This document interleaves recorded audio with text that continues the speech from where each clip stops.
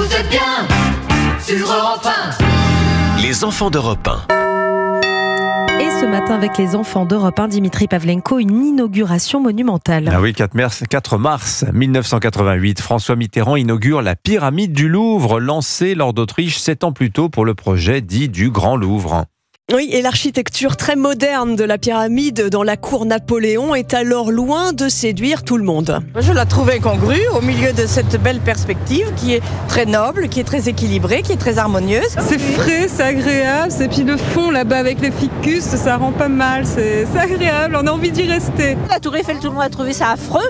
Maintenant, on voit pas Paris sur la Tour Eiffel. Je pense qu'un beau jour, les gens aimeront la pyramide. 21 mètres de haut, 1000 mètres carrés de surface, les proportions sont inspirées de celles de la pyramide de Khéops en Égypte.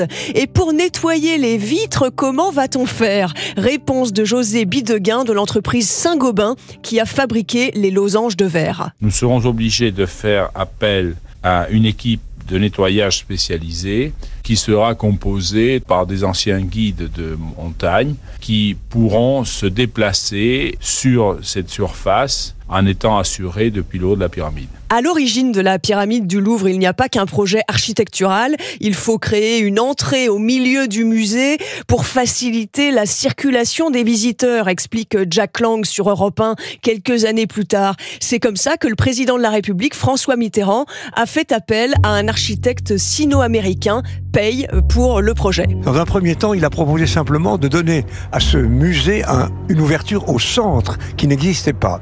Et comme il a fallu couvrir ce centre, il a inventé cette pyramide qui a fait ensuite couler beaucoup d'encre. Et lors de l'inauguration en 88, l'éditorialiste d'Europe 1 Claude Imbert voit dans la pyramide du Louvre un symbole monarchique. Ainsi le président, pour le meilleur ou pour le pire, vous en jugerez, a-t-il imposé son architecte pincer l'oreille de ses maîtres d'œuvre avec la souveraine autorité de Louis XIV dirigeant Mansart ou le nôtre. Et si on parle souvent de la pyramide du Louvre, il en existe en réalité 5. La grande est accompagnée de 3 répliques plus petites situées à côté d'elle et d'une autre petite pyramide à l'envers.